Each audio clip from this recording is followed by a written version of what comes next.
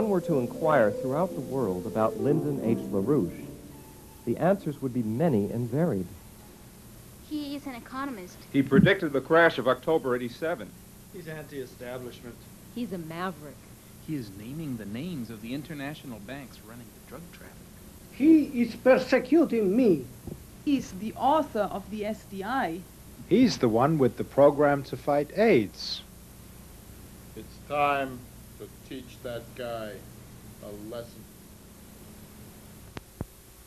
Now, as you know, I'm quite a center of controversy around this country these days, particularly around Washington.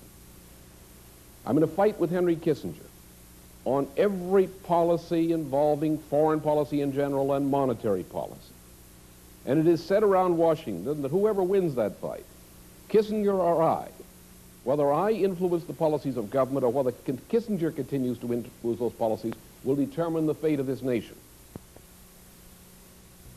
One of the noblest politicians in the United States, Hewlin E. Jack, former borough president of Manhattan, who knew him well and personally over a period of many years, called him America's greatest son and said, Lyndon LaRouche can fight to keep America strong. At the same time, he fights for the dignity of man everywhere. Let us go back to being a great industrial power, an agro-industrial power flourishing in scientific and technological progress. Let us be again what was said of us at the establishment of our independence from the feudalistic policies of Britain, a temple of liberty and a beacon of hope for all mankind. Let us again be the defender of the smaller, weaker nations of the world against colonialism and imperialism in all their manifestations. Let us build among the sovereign nation states a community of principle according to natural law, as Pope Paul VI, Populorum Progressio, beseeches us to do. Let the President of the United States be a person who knows that his or her most essential duty is that of the chief magistrate of a great republic. Let the frightened and oppressed of our own and other nations around the earth look up with just hope from their injured circumstances and say to themselves, this is an injustice which the President of the United States would not tolerate if he knew of it. Let that opinion be justified. Indeed, those who know Lyndon LaRouche, be it through close personal collaboration or through public contact and discussion with him, will characterize him as a man who has devoted his entire life to the big issues facing mankind, as German poet Friedrich Schiller would have put it. For him, born an American, the heritage of the Founding Fathers is embodied in these words in the Declaration of Independence. We hold these truths to be self-evident, that all men are created equal, that they are endowed by their Creator with certain inalienable rights, that among these are life, liberty, and the pursuit of happiness. This precept has served as a guide for his entire life. His commitment to fight for the inalienable rights of man, of each individual on earth, has always dominated his outlook and his activities. A decisive factor in his formation was his encounter at the age of 14 with a man who was to become one of his best friends and to accompany him his whole life, Gottfried Wilhelm Leibniz, the great German statesman, philosopher, economist, and scientist. Leibniz can be considered one of the early promoters of the first republic in the history of mankind, the United States of America, a republic established against the power of the British oligarchical empire, a republic based on natural law. The essence of natural law is that every human life is sacred, and that the development of the creative mental potentialities of each and all individuals is also the sacred duty of society, and that also society must afford to each and all persons the opportunity to employ the developed potentialities in some way which contributes good to present and future generations. That no man is compelled to go to his grave like a mere beast. This is the law of equity. That law of equity is an absolute, in the sense that no state and no man can deny any individual, anywhere, his right to equity so defined, unless that violation be to defend the very existence of those institutions of society on which the fostering and protection of equity for all persons depends. His deep understanding of Leibniz's writings helped the young LaRouche to find the real purpose of a meaningful life, the pursuit of the good and of truth. The rigorous search for truth runs like an invariant throughout his development, providing the basis for his courage, his strength, and his astounding energy in solving problems, in attacking injustice and evil. It is the foundation of his life's work and fight for a more human, better world. Lyndon LaRouche is, in a real sense, a symbol of the true ideals of the American Revolution, a true patriot and a true world citizen. In the United States and around the world, the situation is terribly frightening. The drug pandemic is destroying the bodies, minds, and souls of youth in every part of the world. Entire nations are being destroyed by drug-financed international terrorism. During the middle of the 1970s, there was the worst genocide of the century in Cambodia. But now, famine and disease are wiping whole African nations from the map. Here in the United States, our farms are being driven into bankruptcy, while the world as a whole is plunged into the worst food crisis of the century. Our industries are collapsing, while 40 million Americans are below the poverty line.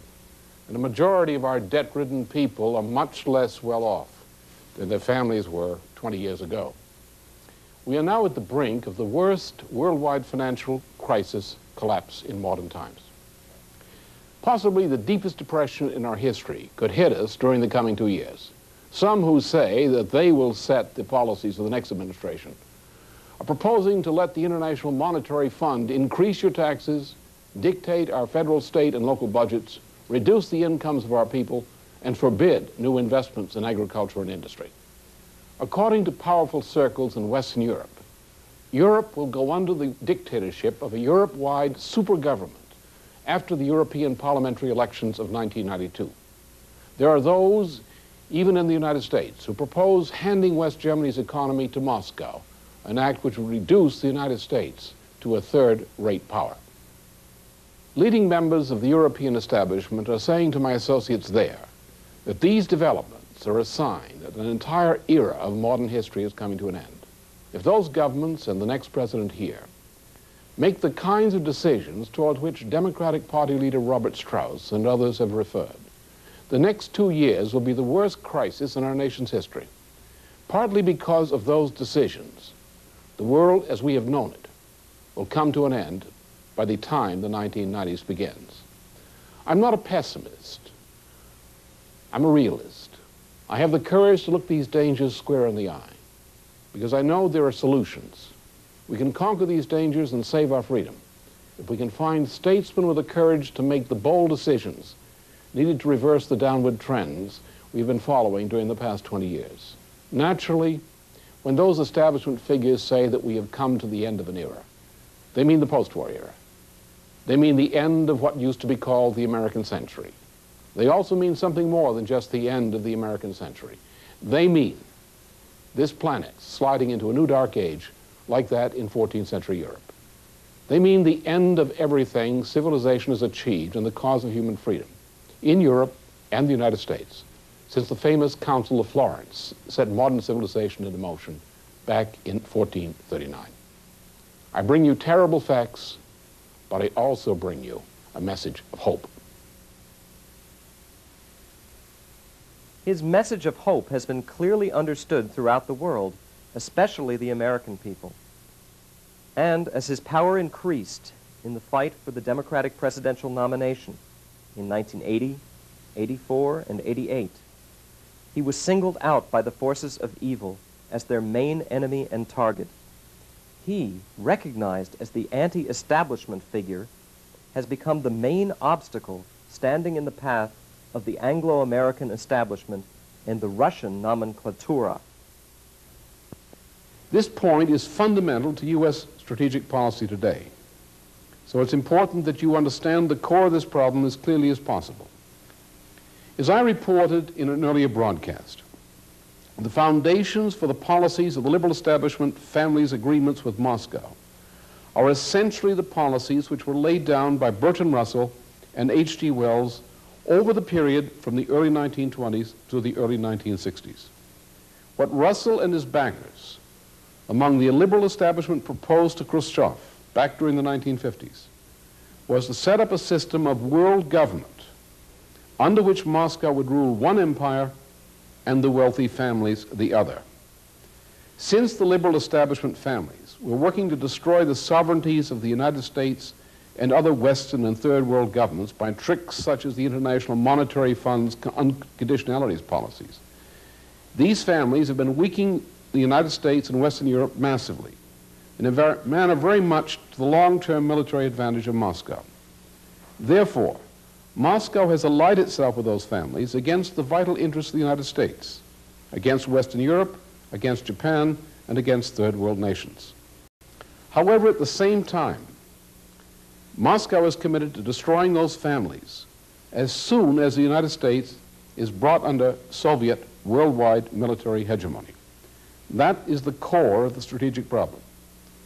The reason Moscow hates me so bitterly is chiefly that Moscow fears that under conditions of eruption of a new economic depression, the policies which I represent might come to power in the United States in a way parallel to developments under President Franklin Roosevelt. If that were to occur, then the ability of the wealthy families to control the policies of the United States would be greatly weakened, probably preventing Moscow from becoming the worldwide power it desires to become before the end of the 1980s. That's the reason that Moscow has denounced me so violently and repeatedly in the Soviet press since the spring of 1983.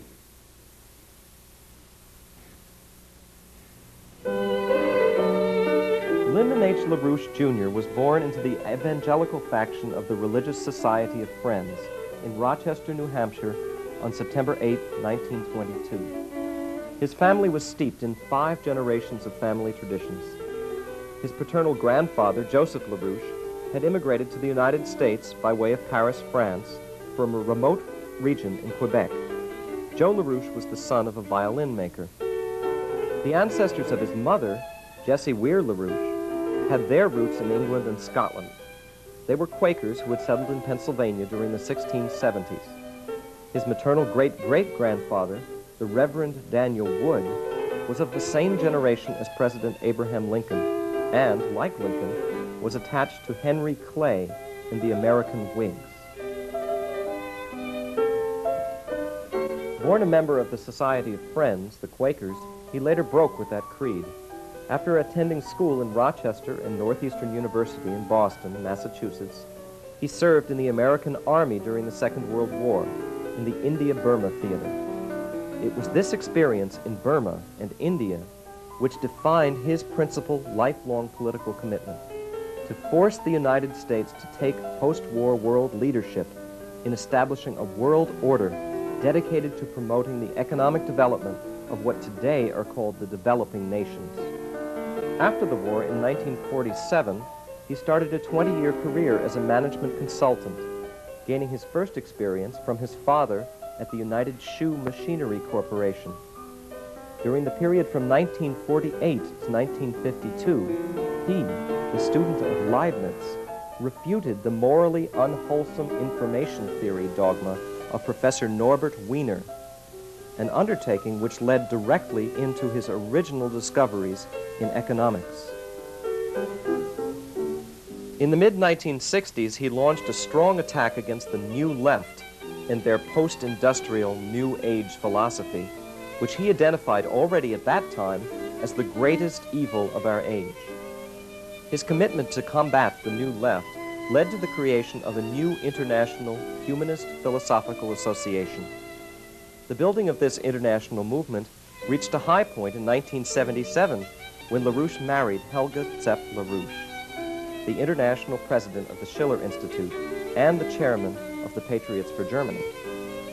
In his autobiography, The Power of Reason, published in 1987, the year of his 65th birthday, LaRouche writes, "After 9 years of marriage, it is now difficult to make a distinction between the fruits of Helga's and my own collaboration, and the enrichment of my ideas in the course of that collaboration. Without her contribution, I should be much less than I am today. Those who find themselves in that state of mind know thus that theirs is a good marriage. My debt to Helga is but a special degree of the general indebtedness of a similar kind which I owe to many among my collaborators. I have an excellent marriage, and, in the same sense, a most fortunate association."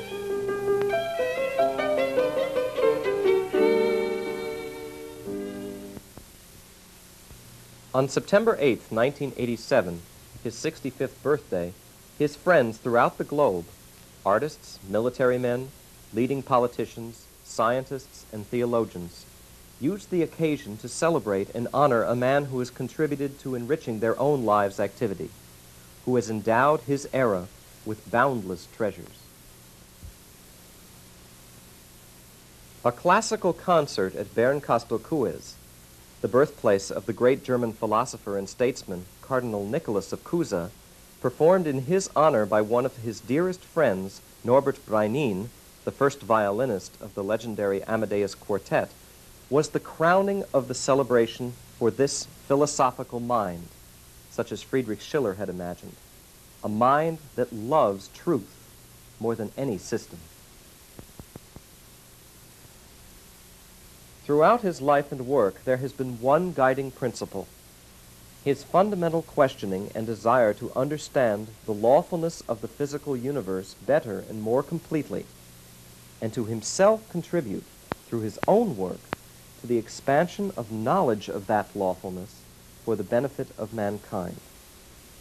He is passionately filled with the idea that only human reason represents a worthy state of mind, and that the lawfulness of human reason possesses an internal harmony with physical creation. Therefore, the individual human being, like mankind as a whole, can only prosper when man respects that harmony in his daily practice. The most obvious empirical actuality of the existence of any human individual is that that individual is born and must ultimately die. The beginning of wisdom lies in understanding the practical significance of this simple fact. If an individual devotes his or her life to those pleasures enjoyed in the flesh, the sum of that person's life goes into the grave. Only to the degree that an individual life is sufficiently dedicated to some higher purpose, whose benefit to mankind endures beyond death of the individual person, does the person rise above the moral condition of a mere beast. That judgment is the beginning of all wisdom. The wise individual dedicates himself or herself to contributing good to the advantage of present and future generations, as each person must desire to accomplish in living something which elevates his moral condition above that of an irrationalistic, hedonistic beast. So the contribution of good to present and future generations of mankind is the only true personal self-interest of any person. The first problem is that of discovering what is this good. The injunction from Genesis supplies the germ of the answer to that question. The good done by individuals is the individual's contribution to the fulfillment of that commandment. The individual must not merely accomplish that in terms of his or her individual acts. The individual must contribute to increasing the fruitfulness of present and future generations. To contribute a useful scientific discovery is the paradigm of the good. Yet we must know that scattering individual good deeds may be of no benefit if society around us destroys that good more or less rapidly as we scatter it about us. We require a society which fosters the good and which acts to nullify that which opposes the good.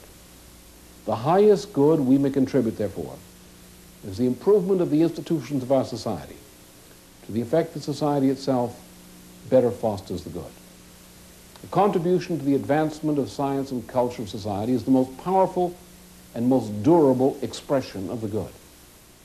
Yet to act efficiently for the good, we must be developed and must work consistently and constantly to develop ourselves. We must increase our powers to know the good, and also increase our power to act efficiently in the service of what we know to be good. Similarly, we must foster the initial development of such powers in children. We must contribute to fostering in society those institutions and habits of practice which encourage and otherwise aid men and women to continue an efficient process of self-development to these ends. The principle of self-development is the principle of discovering with ever-diminishing imperfection what the lawful ordering of our universe is. In other words, the principle of self-development is a principle of scientific discovery. He has created new concepts which go beyond the knowledge and stage of development of our historical epoch to lay the foundation for many generations to come. His work in economics, indeed, must be considered one of his greatest contributions to human knowledge. Not only did he rediscover the notion of physical economy and the crucial significance of the term technology developed already by Leibniz, a concept later identified with the American system of political economy as opposed to the British system of usury of Adam Smith's The Wealth of Nations, but LaRouche surpassed Leibniz and Alexander Hamilton by discovering the law of potential population density. By the term economic science, we mean that science as first developed by Gottfried Leibniz during the period 1671 through 1716. Economic science, strictly defined, is a branch of physical science. Leibniz's discoveries establishing economic science include his development of the proper scientific meaning of the terms work, power, and technology. Terms which Leibniz defined as an outcome of his mastery of the principles of design and function of heat-powered machinery. With the development of heat-powered machinery, the possibility was set into motion, in Leibniz's words, by which one man could perform the work of 100 others. Secondly, the most characteristic feature of machinery and similar processes in general is the transformation of the power supplied to the machine, or to an analogous process, to a relatively higher energy flux density. To see how the population has grown during the recent 400 years, look at the estimates on your chart now on your screen. Through various stages of technological progress, our population is more than 450 times the level possible for primitive mankind. Under conditions made possible by modern technology, many persons can expect to live to more than 70 years of age. The potential population density has increased by more than 450 times. We can restate that this another way. The productive powers of labor have been increased by more than 450 times. This increase has been the result of successive technological revolutions. First, there was the development of fishing near the mouths of major rivers. Out of this came the development of simple water vehicles and the beginnings of simple urban settlements based on fishing. Out of this came the development of simple agriculture. Agriculture developed best in settlements near the mouths of important rivers and spread upriver. There were revolutions in the development of materials and tools. There was the use of animal power, water power, and wind power to supplement the muscles of human labor. Then, beginning the end of the 17th century in Europe, there was the revolution based on burning of coal to produce heat to power machines. Out of this came chemistry, and later the use of electrical power. These successive technological revolutions are the key to the increase of productive powers of labor, the increase we see in population density. This is the first rough measure of man's obedience to the commandment of Genesis to be fruitful. To determine how fruitful society has become, it is not enough to know what the present relative population density is. We must discover what the relative potential population density potentially could be at the given level of technology. Therefore, we must measure the potential relative population density. This measurement becomes our approximate measurement of the fruitfulness of society. This is the approximate measure of the productive powers of labor. One of the unavoidable byproducts of technological progress is that the division of labor in production becomes increasingly complex. As a result, the size of the population must be increased. This means that the precondition for survival of society is an endless increase in the potential relative population density. Therefore, we must refine the definition of what it means to fulfill the commandment of Genesis. Mankind's behavior is not fruitful unless mankind is increasing the relative potential population density. Therefore, what we must measure is not simply potential relative population density. What we must measure is the increase of potential relative population density.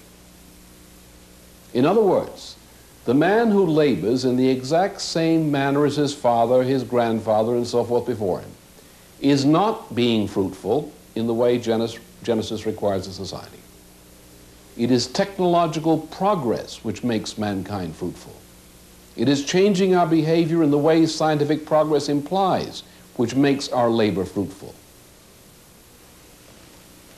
The increase of potential relative population density, which expresses the fruitfulness of mankind, reflects in us a special quality which no creature but mankind possesses. No species of animal could willfully increase its potential relative population density by even 2 or 3 times, to say nothing of 450-fold. No variety of beast has the power to modify its behavior in this way. Man's power to discover the laws of the universe ever more perfectly and to assimilate that improved knowledge in the form of technological progress is a special quality of mankind, the quality properly associated with the name of the human soul. LaRouche ridicules the notion of money as the main economic parameter. The economics as practiced and taught, people often say, well, I say we're going to increase the productivity of mankind by creating credit, loading the credit at low prices, to employ people who are presently unemployed, and to invest in the capital improvement of production and infrastructure.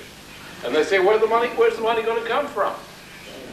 I say we're going to uplift the productivity of all mankind by exploring and conquering space, colonizing Mars. People say, where's the money coming from? Now, this is animal talk. This is not human talk. The essence of the matter, as every Danish farmer knows, or used to know when they were still allowed to invest, is that we don't invest. No, we don't invest in objects. We need these objects, but that's not the investment. What we're investing in, and every farmer knows that in particular, every modern farmer, or used to know it, or can remember when they knew it, that during the past 50 years, and the past 40 years in particular, the farmer in Europe and the United States has increased over tenfold the productivity of labor per capita and per hectare in terms of combined quality and quantity. But what did you do? Yes, energy was required. Without energy per capita, there is no possibility for the development of man's income and conditions of life. But what else did you do besides use more energy and objects that enabled you to use more energy efficiently per hectare, per capita? You used the energy you used, enabled you to use efficiently creative mental powers of the mind.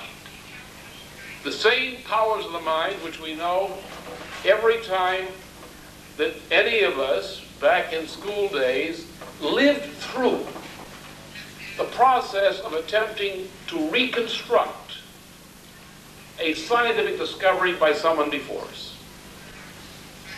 We learn this every time a little child of less than 1 year or 2 years experiences joy in succeeding in building with blocks something they couldn't build before. And the adults looking on are driven near to tears of joy to observe the joy of this child building with blocks.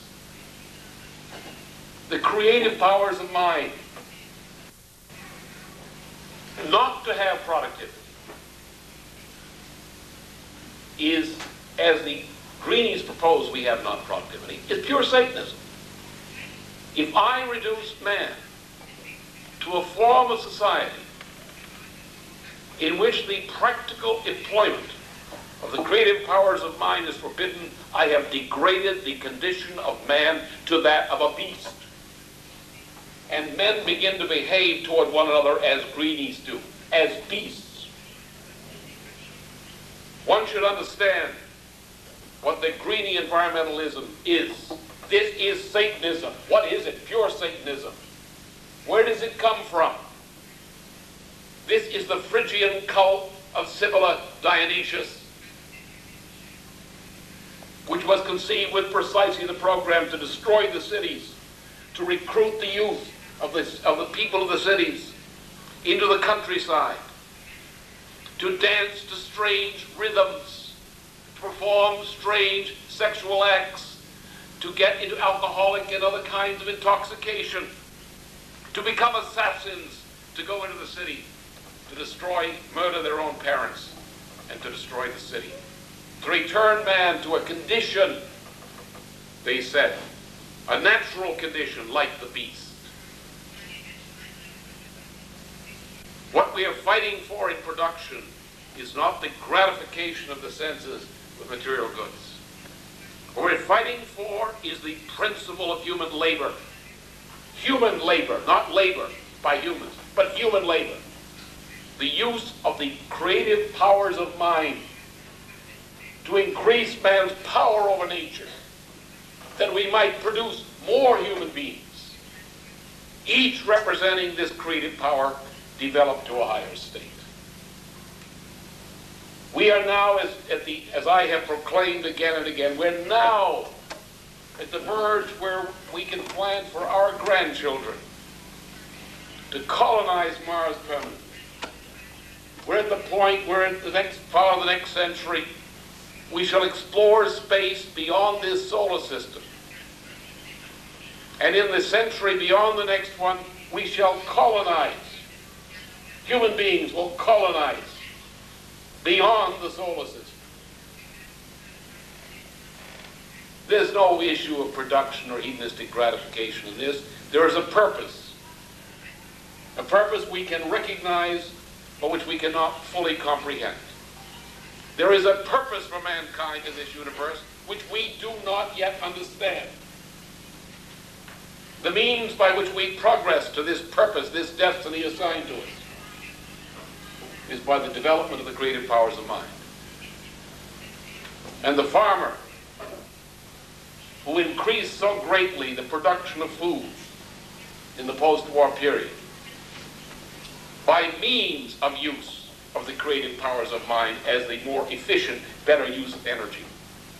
This farmer, which is the point at which we win or lose this civilization. We preserve that, or in a world of food control,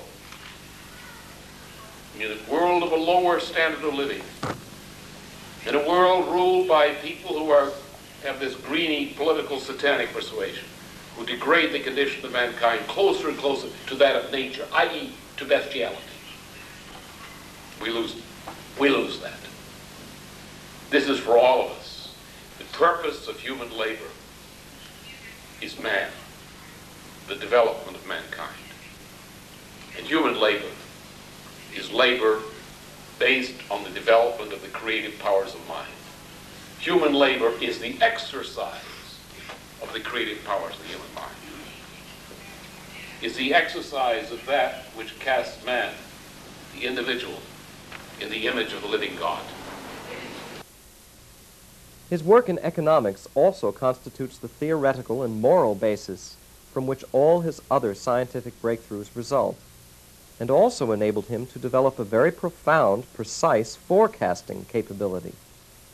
It is therefore no coincidence at all that in 1958 he was able to forecast the current economic depression and financial collapse. Those who saw his half-hour nationwide TV show, The Test of Fire, in April 1988, will be shocked at the accuracy with which LaRouche analyzed the economic disaster, which was to grow even worse under a future President George Bush. So far, George's friends, using almost every trick in the book, have failed to control the financial crisis any better than Hoover did back in 1930. Let's take a quick look at the reason Bush's friends are doomed to fail in their efforts. Now, imagine we're back in October 1929. I drop this ball. Let's see how that looks on the Wall Street Journal's chart.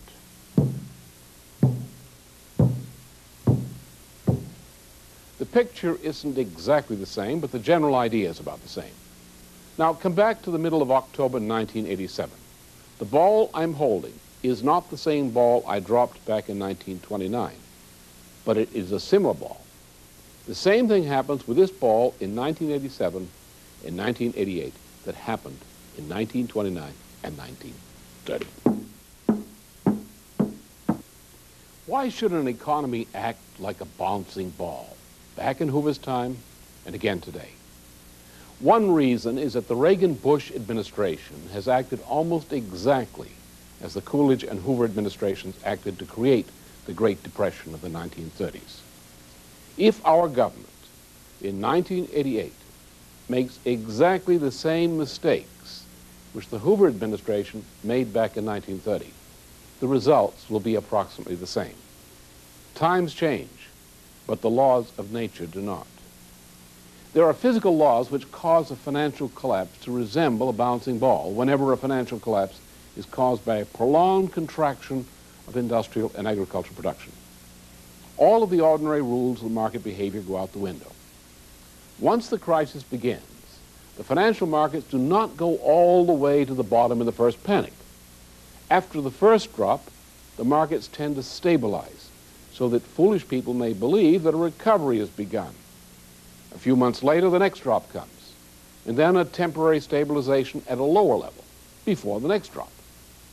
This is not the place to explain the physical principles involved, but you see the general idea. We must look back to 1982 to understand how Ronald Reagan and George Bush set us up for a 1989 collapse, which could be the worst depression of the 20th century. Whoever saw the national TV show, Henry Kissinger, Soviet Agent of Influence, broadcast during the presidential election in 1984, will probably shudder at the speed with which economic decay has brought the fall of our civilization into barbarism, and at their own failure to fight the forces of evil. It should be remembered that Henry Kissinger's influence is the most dominant factor in the new Bush administration. Like the Nazi regime during World War II, the world's most powerful international and financial agencies today have targeted between 120 and 150 millions black Africans for death through genocide, death by famine and epidemic. This mass murder was the policy of influential institutions such as the Club of Rome, which claims that regions such as black Africa are overpopulated and the world's population must be reduced by such methods. The evil policies of the Club of Rome are being implemented by powerful banking institutions of Switzerland, by the International Monetary Fund, by the World Bank. These are policies endorsed by high officials of our own Federal Reserve System. These are policies being put into effect in many parts of the world by Henry A. Kissinger and his friends. This monstrous immorality, practiced abroad, comes home to us today in such forms as a growing movement for genocide against our own nation's most vulnerable citizens, the seriously ill and our senior citizens. The same crime for which we condemned Nazi doctors at the Nuremberg trials, the crime of new euthanasia, is being promoted in the United States and in Western Europe today as death with dignity.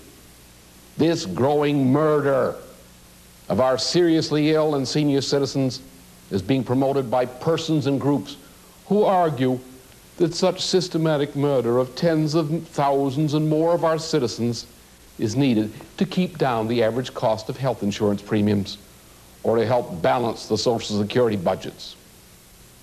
Like a hero in a classical drama, LaRouche has moved on the stage of world history in the last 15 years toward the punctum saliens, where either mankind will be enslaved under the most horrifying Shaktian world dictatorship, or his message of hope, the LaRouche Plan, the proposal for a new, just world economic order, will be implemented. Lyndon LaRouche has elaborated his plan for a new, just world economic order since 1975 in major conferences, seminars, press conferences, and private discussions with representatives of governments and leading institutions throughout the world, in Africa, Asia, Europe, Ibero-America, and the United States. For example, back in 1975, Lyndon LaRouche delivered a major press conference in Bonn, West Germany, and followed that up with a written proposal which was circulated internationally. He warned of the dangers of a buildup of unpayable third world debt and proposed the establishment of a new monetary system as the way of avoiding a major debt crisis a few years down the line.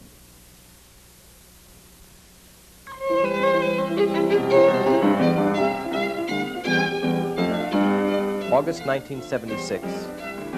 At the meeting of the non-aligned countries in Colombo, Sri Lanka, agreement with LaRouche's call for a debt moratorium as the first step toward the new just world economic order was incorporated in the final communique. But the financial oligarchy tried to stop the process with destabilizations of governments and assassination attempts, most brutally shown in the assassination of Zulfikar Ali Bhutto, the Prime Minister of Pakistan. April 1982. The LaRouches traveled to India to meet with Prime Minister Indira Gandhi, leader of the non-aligned countries.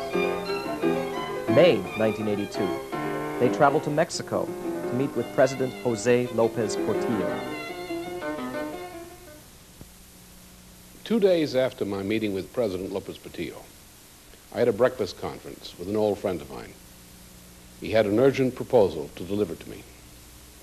He referred to the massive press coverage I've been receiving in Mexico and most of South America. In fact, during much of May and June of that year, my name was front-page headlines almost daily in many parts of the continent. My friend indicated that this press coverage had created a situation in which many influential circles in many of the republics of the continent were ready to begin acting on economic reform proposals which I had been proposing since 1975. It is most urgent, my friend told me, that I sit down and write immediately a comprehensive proposal for economic reforms for the entire continent. Influential circles in many countries were ready to act, but they needed the entire proposal written up in one single document. I spent most of the month of July writing a book-length report on options for cooperation between the United States and its neighbors. On August 5th, 1982, I issued the report to appropriate places in our government, as well as my friends in Mexico and South America. I named the report Operation Juarez, in memory of the collaboration between Benito Juarez and the patriotic circles of the United States, which have been associated with John Quincy Adams, Adams' U.S. Ambassador to Mexico, Joel Ponset, General Winfield Scott, and President Abraham Lincoln. During September and October of that year, President Lopez Portillo offered to cooperate with the United States along the lines of Operation Juarez. Instead, the United States sent Henry Kissinger to Mexico. Kissinger threatened to do terrible things to Mexico and to the President of Mexico if any President of Mexico should ever meet personally with me again. Today, ex-President Lopez Portillo lives abroad under threat of assassination. Since that period, from August through October 1982. There are only two sets of economic policies throughout South America.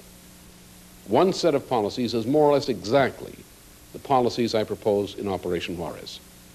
The opposing set of policies are those proposed by the firm of Kissinger Associates Incorporated.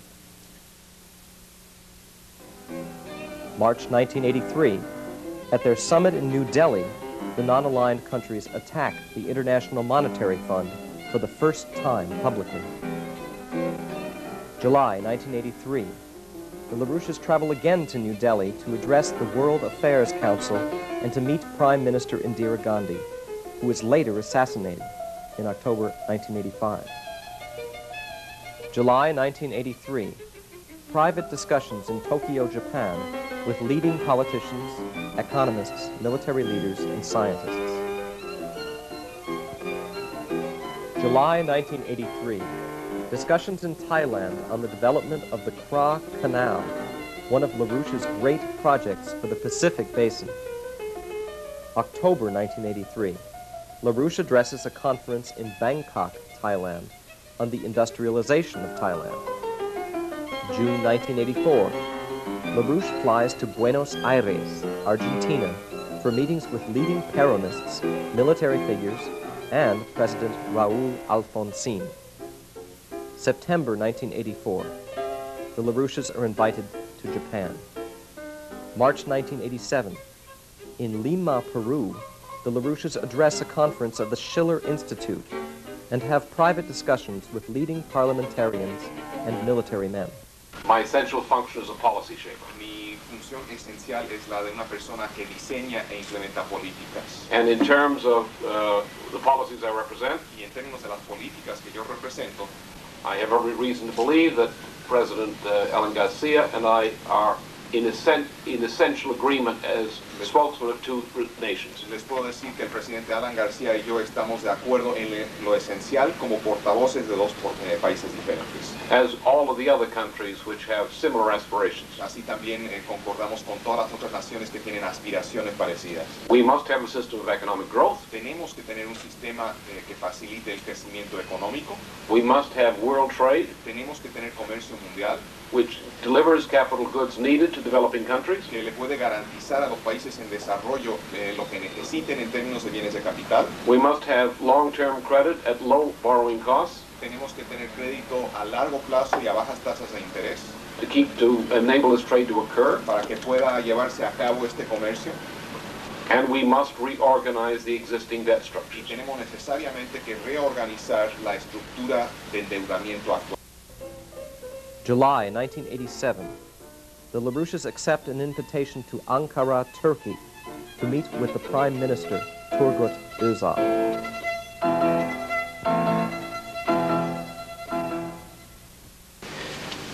I shall not exactly discuss what I said with Prime Minister Özal or the Foreign Minister or the Defense Minister or some others. These were private meetings, and it wouldn't be proper for me to discuss the content of them. But, of course, the circumstances under which I'm here, as far as I can discuss and shall discuss. I shall say, first of all, one thing,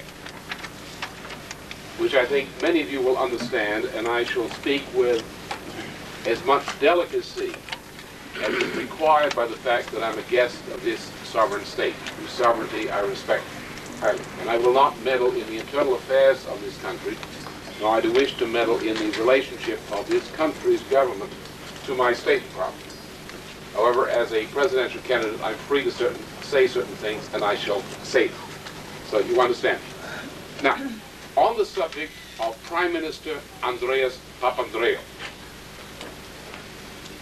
I have a dossier which includes material on Mr. Papandreou, which covers a period of about 50 years. January 1988, Andover, Massachusetts. LaRouche speaks at a conference of the Schiller Institute about the tasks of establishing an equitable new international monetary system. March 1988, Cologne, Federal Republic of Germany. LaRouche speaks on the new just world economic order. May 1988, Nancy, France. the LaRouches address a conference at an international movement of farmers and consumers called Food for Peace, initiated by LaRouche with growing support in Asia, Europe, Ibero-America, and the United States. September 1988, they traveled to Taipei, Taiwan, for meetings with the leadership of the Kuomintang. November 1988, LaRouche speaks in Chicago at a Food for Peace conference.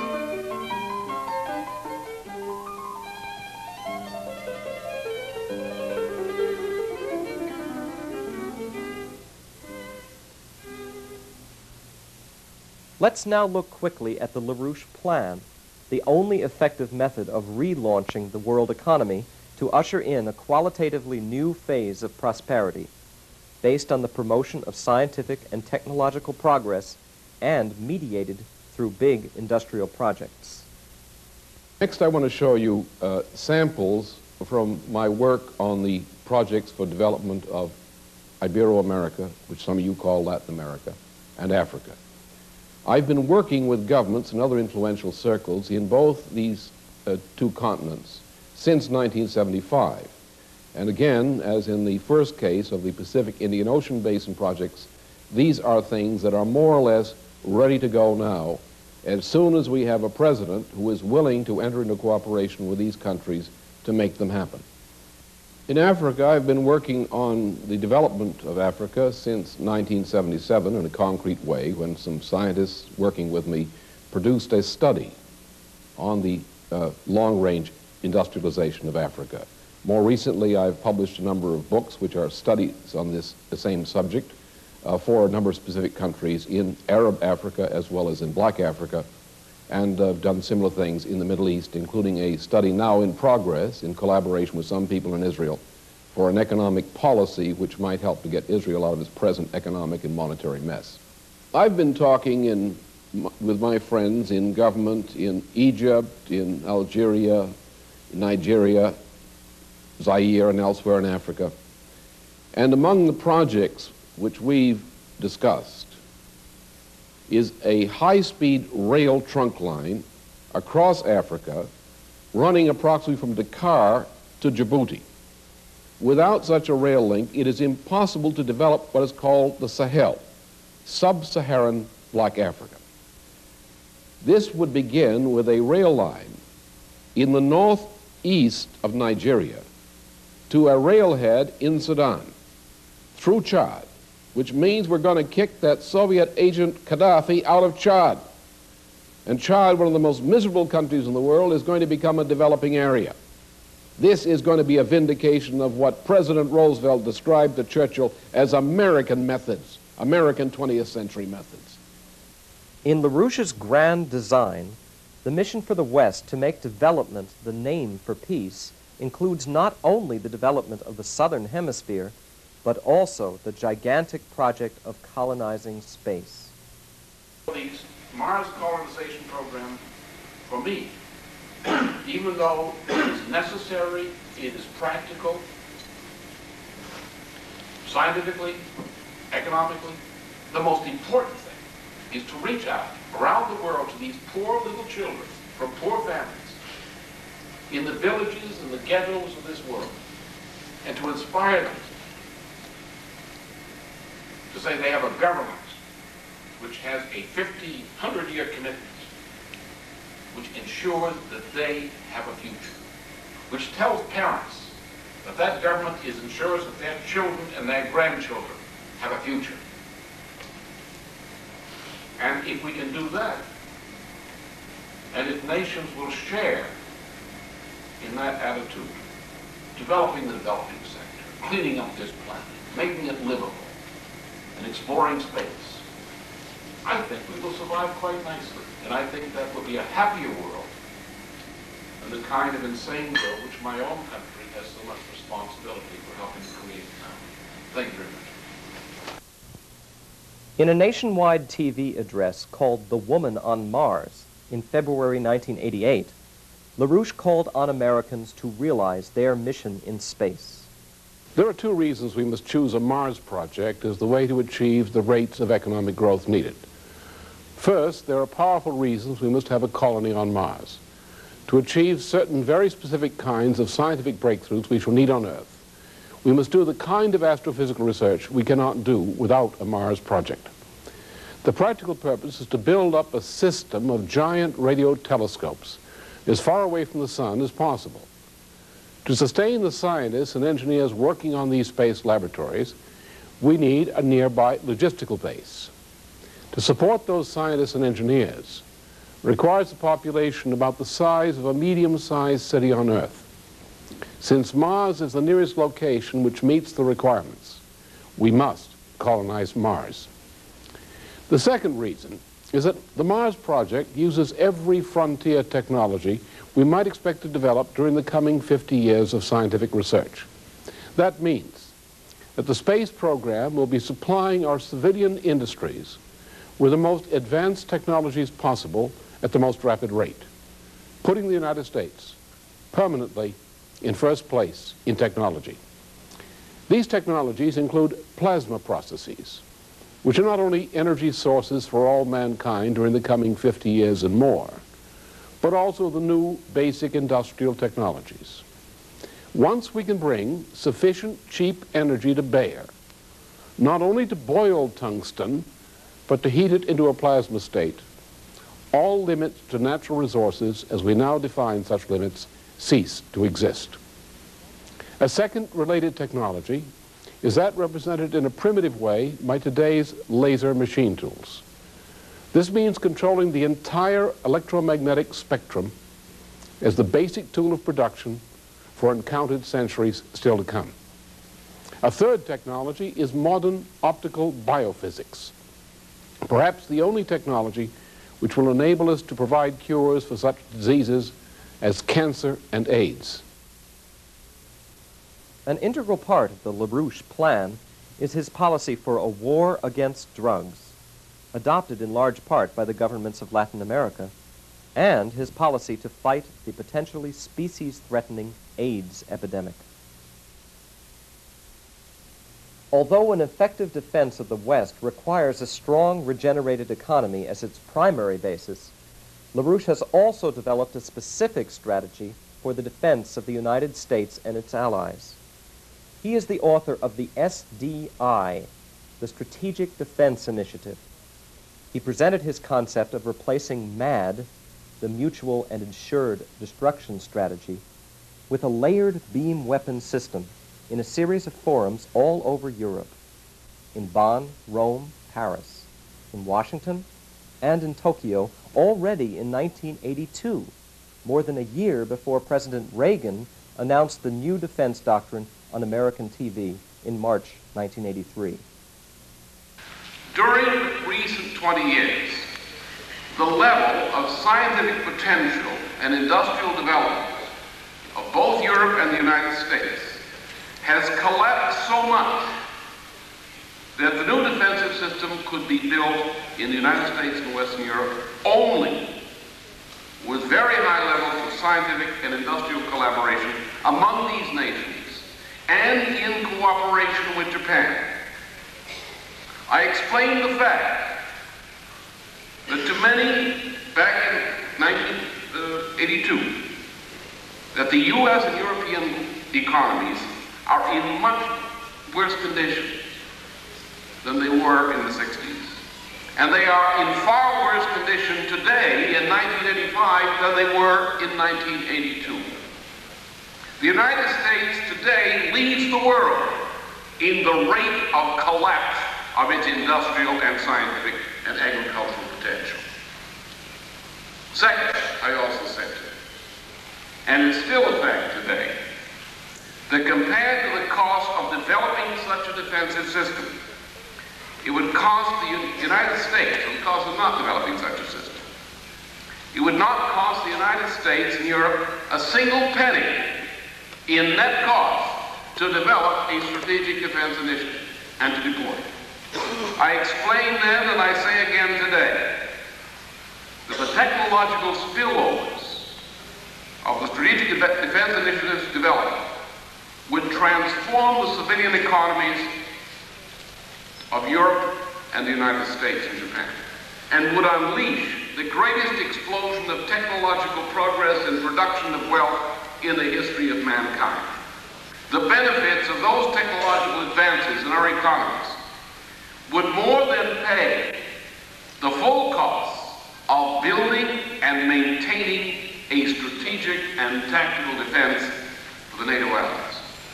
The third point I made then is that there is no difference between protecting the United States and its allies from Soviet thermonuclear missiles and revolutionizing the defensive capabilities of Western Europe in general, and of the Federal Republic of Germany in particular, of course. The same technologies required to stop the Soviet intercontinental missile in mid-flight are the technologies needed to stop General Nikolai Orgakov's planned 1988 military assault into Western Europe through Germany, Greece, and the Baltic. I confess that there are influential supporters of the SDI inside the United States who believe that the United States should not share fully the most advanced parts of its SDI technologies with Western Europe and Japan. Many of these people say that if these technologies were to be given to the European nations, that U.S. military secrets would be leaked to Moscow from Western Europe. I believe that some of these people, at least, who propose this are sincere. But sincere enough, their proposals have caused legitimate anger in Europe, and their proposals are wrong. I believe that the President Reagan will offer Europe full cooperation on all aspects of SDI-related research, and I shall work to make that happen. I say this to you today on the same grounds that I predicted to the München audience way back in early 1983, that the President would adopt the SDI. Most of my remarks to you today will identify those fundamental self-interests of the United States, which the President of the United States must take into consideration in making his decisions on the form of cooperation with Europe and Japan.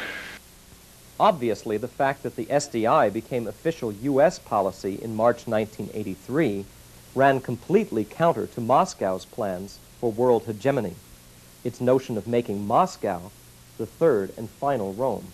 That's why, since 1983 at least, the Soviets have regarded LaRouche as their principal adversary. The LaRouche campaign is a neo-fascist organization. You are among the troglodytes. They came to Rome on the invitation of Lyndon LaRouche. As the hobby horse of his electoral campaign, LaRouche has chosen space weaponry. He was delighted with the proposals Reagan made on March 23rd of this year to fill near-Earth space with lasers and other types of total weaponry. Over the years, it has become obvious that LaRouche represents the key opponent to the new Yalta deal between the Anglo-American establishment and the Soviets. The immediately primary objective of the Soviet regime is that of bringing West Germany into the Soviet sphere of influence. The entirety of Soviet geopolitical strategy for world domination depends upon Henry Kissinger's March 5th Time magazine proposal for decoupling the United States from West Germany. It is not essential, nor even desirable from a Soviet standpoint, that the Red Army permanently occupy West Germany. Once West Germany falls into the Soviet sphere of political and economic influence, all of Western Europe becomes immediately strategically indefensible. Soviet objectives concerning West Germany are part of a larger avowed Soviet doctrine known generally as the New Yalta Accord. This doctrine redraws the world map. The United States will be permitted a sphere of strategic influence in the Western Hemisphere, but nowhere else. The demanded Soviet sphere is to include all of Western continental Europe and the Mediterranean and all of Asia. Concerning the U.S.-assigned sphere of influence, Soviet demands are limited to three. The United States shall never again attempt to equal Soviet forces in the mass or quality of weapon systems deployed. 2, the United States shall confine its strategic influence to Britain and the Americas. And 3, the United States shall maintain and expand its commitments to the Soviet Union in matters of trade, in such agricultural and other products as Moscow may request. During an historic visit to West Berlin, Germany in October 1988, LaRouche presented his grand design for Europe as an entente of sovereign republics.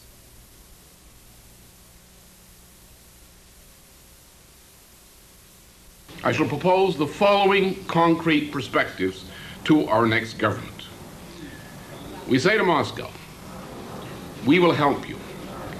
We shall act to establish food for peace agreements among the international community, with the included goal that neither the people of the Soviet Union nor the developing nations shall go hungry.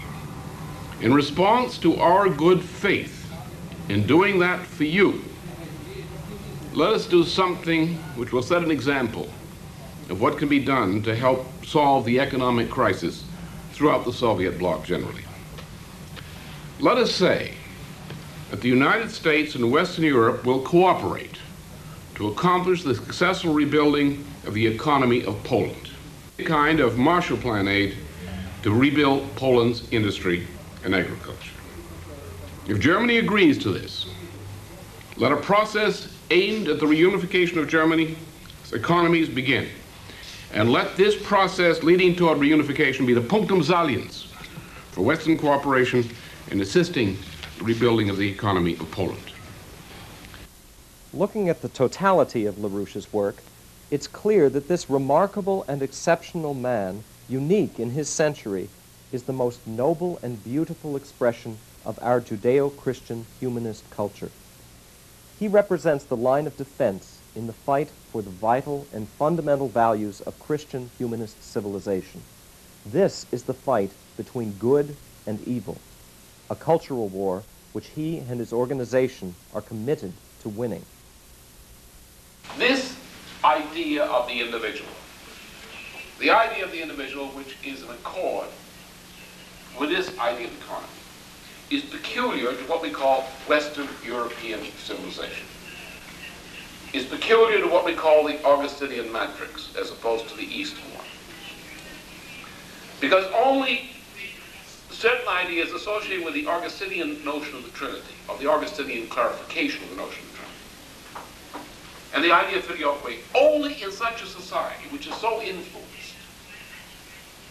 does this idea of the relationship between individual natural law and creativity exist as a social policy.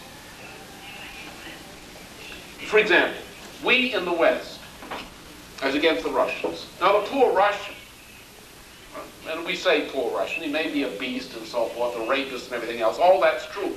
But if we take the Russian out of Russia, out of Holy Moscow, out of Matushka Rus, out of Rodina, and you bring that Russian into Western civilization, assimilate him in Western civilization, not, of course, in the Shikaria, in Hamburg, but, I mean, real civilization.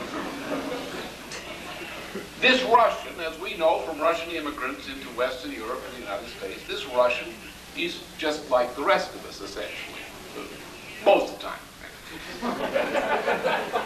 But he becomes a productive worker, very skilled, moral, as we are moral. But you take his relative back in Russia, in Great Russia, and what have you got? You have a lazy, drunken, superstitious, immoral beast. That's a typical Russian. The Russian hates technological progress. The Russian hates that sort of thing. There are few Russians that can produce. Well, they have a military dictatorship, so they take all the productive Russians and they put them in the military sector. Right? And they all the dumb Russians who can't behave, who can't do anything, they put them in the civilian economy. And they make the civilian economy work by using slave labor from Turks and others, or by slaving and looting Eastern Europe. We in the West have actually twice to 3 times the productivity per person of the Russians. Because we can assimilate and enjoy assimilating technological progress. We generate it and assimilate it. Russians can produce scientists, but they can't make their civilian economy work. Because the scientists cannot get the idea assimilated and accepted by the public. Now, this Western European civilization, based on this Augustinian conception of the individual, forms a cross, essentially, on the planet. It goes from the border of the Roman missionaries to the east, in the Ukraine, Poland, and so forth, that runs all the way to the Philippines. In the Americas, it runs from, well, a little south of Canada. We do have some Christians in the United States, and it runs down to the Cape of Good Horn. And you find also in Africa, you will find the influence of Christianity in black Africa and so forth is a great positive force of development. Now we, in this Western European culture, these countries, have an obvious mission. We have the greatest culture, at least the Augustinian part, not the Shikaria part, not the Queen of England, and certainly not Prince Charles, but the real European culture. We have a great gift. This gift is the power, among other things, to generate and assimilate scientific and technological progress at a high rate. This is a power which is entrusted to us for all mankind. We have the motivation innate in our culture. We have the tradition innate in our culture which says to us that our destiny is to provide this to all mankind, to provide the fruits of our culture, and to provide the fruits of what that makes possible to all mankind. So therefore, in helping the world, helping non-communist Asia and Africa particularly, we are really being very greedy. Not that we intend to take any wealth from these parts of the world, but in order to fulfill ourselves, we must deliver the gift entrusted to us, which it is our nature to give. And only by delivering that gift in that way can we truly realize what we must become. We must recognize that the gods of Olympus and their imperialisms or their echoes of Roman empires, their global condominiums and so forth, are evil. That's negative, that's evil. But we cannot be moved merely by hatred of evil. Hatred in any form is not a good force, even hatred of evil. We must be moved to act by that which I said, by a love for mankind, a love and pleasure in discovering natural law and serving it. And we must remove evil, not because we hate it, but because we have to make room for the good work that we must do. Because we think that we owe this to our grandfathers, our great-grandfathers, and others before us, to ensure that the work of their lives, the work of our nation before, comes to some great fruitful end. LaRouche's creative breakthroughs in the fields of natural science, physics, biophysics, philosophy, history, aesthetics, and music have created the basis for a new scientific and cultural renaissance. His contributions in the service of art, especially classical music, have established him as an honored interlocutor and friend of many artists throughout the world. World-renowned singers and musicians are grateful to him, especially because of his fight to lower the tuning to Verdi's scientific tuning, C equals 256 cycles per second. Among those expressing their thanks are the famous baritone Piero Cappuccilli. Se dobbiamo parlare del signor LaRouche, to describe Lyndon LaRouche, I can say that he is a courageous man who has made many initiatives. He is a trustworthy man who has done much for opera, particularly in his support for Verdi's standard tuning pitch A432, which is the key to safeguarding voices in the future. Ma non solo il perché per portare questo diapason a 432, ma per salvaguardare In quello che fact, potrà with the essere present il high tuning, patrimonio singers faced serious difficulties, and it's very important to return to Verdi's di quello A. che potranno fare le voci, in quanto con l'A attuale le voci si trovano in seria difficoltà.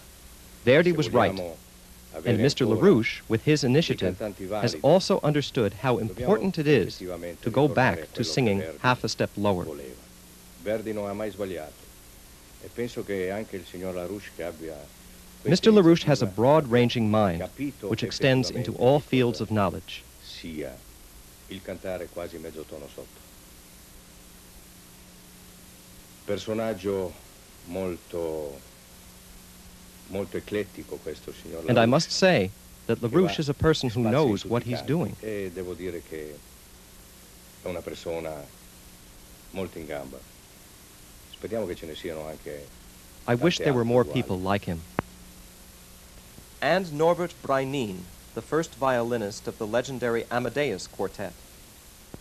I met Lyndon LaRouche through my work with the Amadeus Quartet, of which I used to be the leader until one of my colleagues died last year. I was always astonished about Lynn's knowledge about music, which was far above that of many practicing musicians, and certainly way above that of most laymen. He displayed the kind of analytical mind, the kind of truth-seeking which one associates with a real scientist.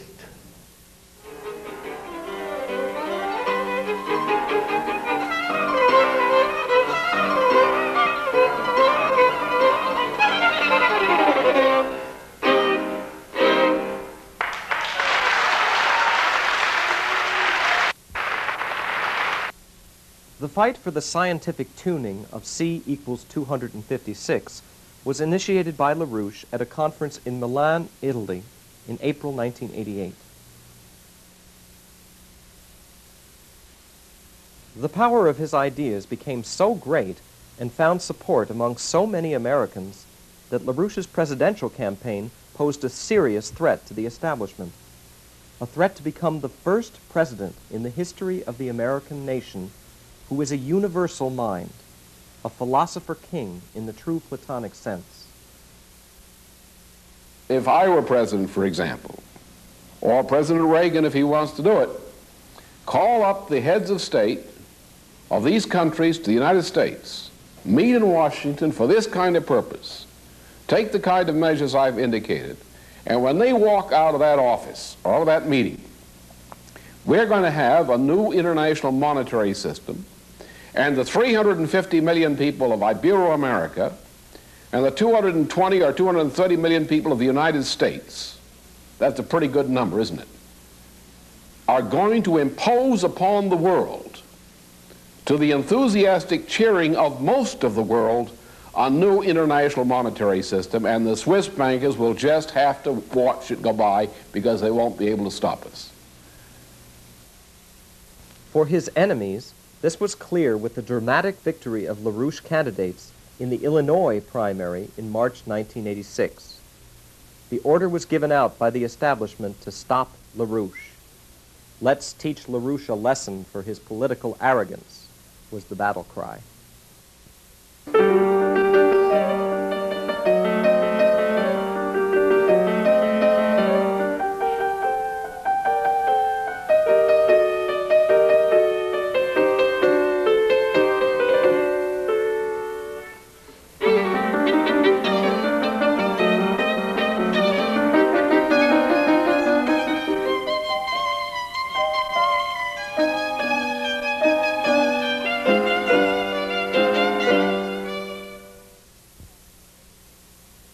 The Anglo-American establishment, with its Russian counterparts, used their influence in the media, law enforcement, and the U.S. Department of Justice to orchestrate a political witch hunt aimed at destroying LaRouche's public reputation. Character assassination was to be the prelude to his physical elimination. The former head of German military counterintelligence, the MAD, retired General Paul Albert Scherer, went on nationwide television in the U.S. to denounce this character assassination. Dieser teuflischen Brunnenvergiftung.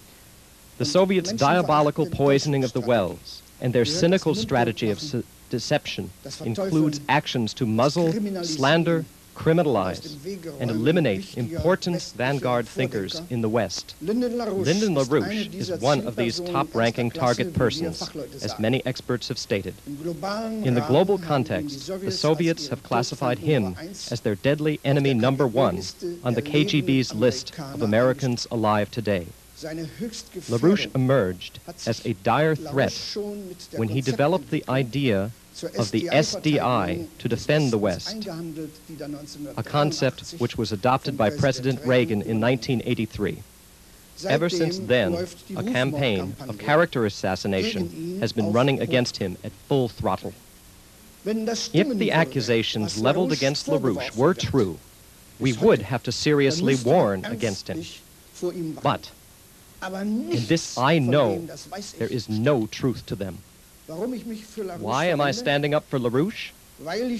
Because I have come to know him personally as a far-seeing, highly committed person of unimpeachable integrity, as a policymaker, as a modest, honest, and deeply religious human being whose overriding concern is the future of Western civilization. We in Europe depend upon our alliance with America, and Lyndon LaRouche would never let us down.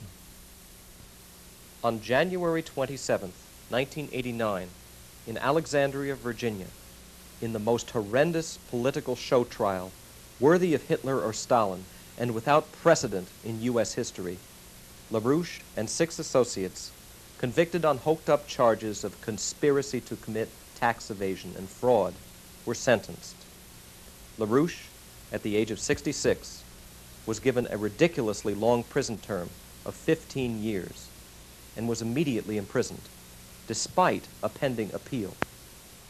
A storm of protest all over the world was unleashed by this expression of KGB Nazi justice against LaRouche. Circles in Europe drew the historical parallel to the People's Court of Roland Freisler in Nazi Germany. Others, like retired German Brigadier General von der Heydte, a well-known expert in constitutional and international law, have compared the trial against LaRouche with the Dreyfus affair in France in 1894. In Ibero-America, the treatment of LaRouche has been understood as the climax of the long series of treasonous acts which the United States has committed against its friends and allies in this century. A nation which treats its greatest sons, such as Martin Luther King, John F. Kennedy, and now Lyndon LaRouche, in such a way, brings its own punishment upon itself. Millions of people throughout the world have realized that in the Nazi KGB show trial of Alexandria, Virginia, in reality, the entire concept of a new and just world economic order and our Judeo-Christian humanist culture, best embodied in the Constitution of the First Republic in history, the United States itself, was on trial. In Asia, the Mideast, Europe, Ibero-America, and the United States, citizens have stood up against this injustice. In demonstrations, vigils, petitions, and hunger strikes, the movement to pardon and free LaRouche has grown ever stronger. This movement will not rest until the final Martin Luther King Tribunal, acting on behalf of the highest agency of justice, has prosecuted and judged those who are guilty of defiance of natural law. As Friedrich Schiller said, world history is the court of world justice. Thank you.